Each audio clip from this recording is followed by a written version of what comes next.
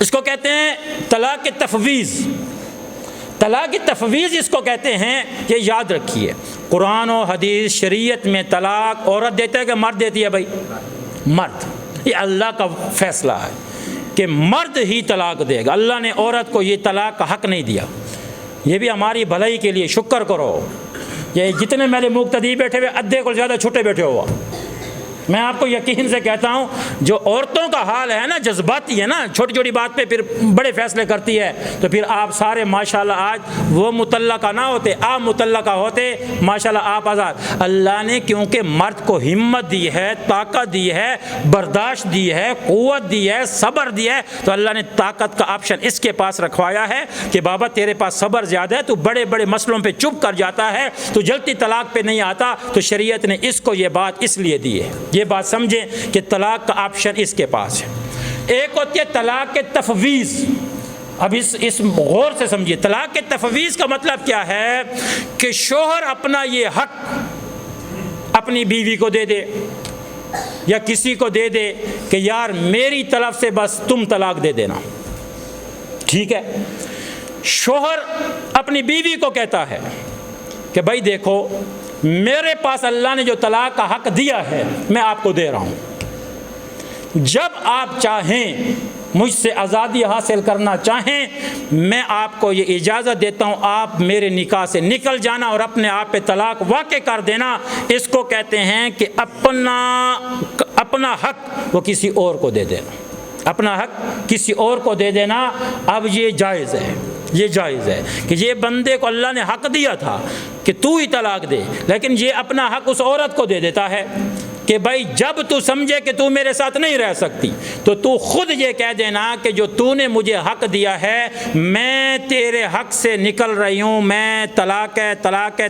مرد کو طلاق نہیں دے گی، مرد کو نہیں، عورت اپنے آپ کو طلاق دے گی کہ وہ حق میں استعمال کرتی ہوں اور جو تو نے مجھے اجازت دی تھی اس اجازت کے تحت میں تیرے نکاح سے نکل رہی ہوں۔ تو خود بخود اگر عورت اس اجازت کے تحت اپنے آپ کو طلاق دیتی ہے تو یہ بھی ایک طلاق کا طریقہ ہے، یہ بھی ایک طلاق کا طریقہ ہے، لیکن یہ کبھی آپ استعمال نہ کیجئے گا۔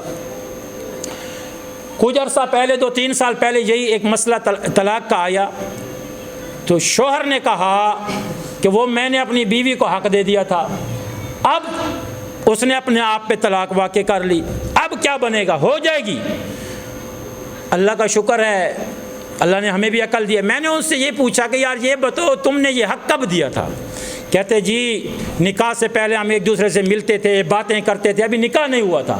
اس وقت وہ لڑکی بہت ایجوکیٹڈ تھی، پڑھی ہوئی تھی، اس نے کہا کہ نہیں میں تیرے ساتھ شادی اس وقت کروں گی جب تو پہلے مجھے بتا دے کہ طلاق کا حق کس کو دے گا؟ بھائی مجھے دے گی۔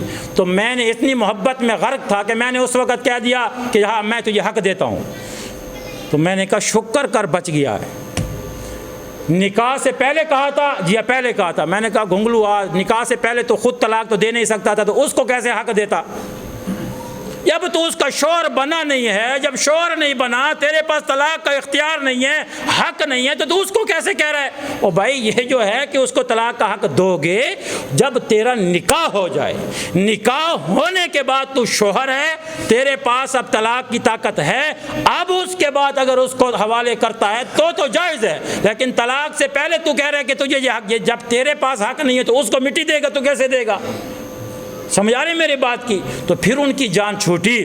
لیکن یہ جو عورت کو طلاق ہم دے دیتے ہیں کہ تم اپنے آپ پہ خود لاگو کرنا بہتر نہیں ہے۔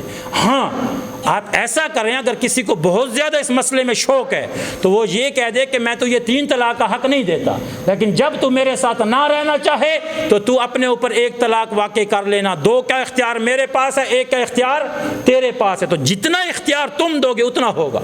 سمجھ آ رہی نہیں آ رہی؟ اس سے زیادہ۔ اس کو کہتے ہیں طلاق تفویض، کہ کبھی کبھی شوہر اپنا حق اپنی بیوی کو، اپنے سسر کو، کسی اور کو دے دیتا ہے کہ تم اس کو جب بھی یہ کہے تو طلاق دے دینا، تو اس کو طلاق کے تفویض کہتے ہیں۔ لیکن میں اس کے حق میں نہیں ہوں، میں ہمیشہ کہتا ہوں کہ شوہر کو، مرد کو چاہیے کہ یہ حق اپنے پاس رکھے اور زندگی میں اس کو کبھی بھی اپلائی نہ کرے، کبھی بھی نہ کہے، خدا نہ خواستہ بالکل ناممکن ہو جائے رشتہ تو پھر اس کا جو طریقہ ہے آپ شانے میں نے آپ کو بتا دیا۔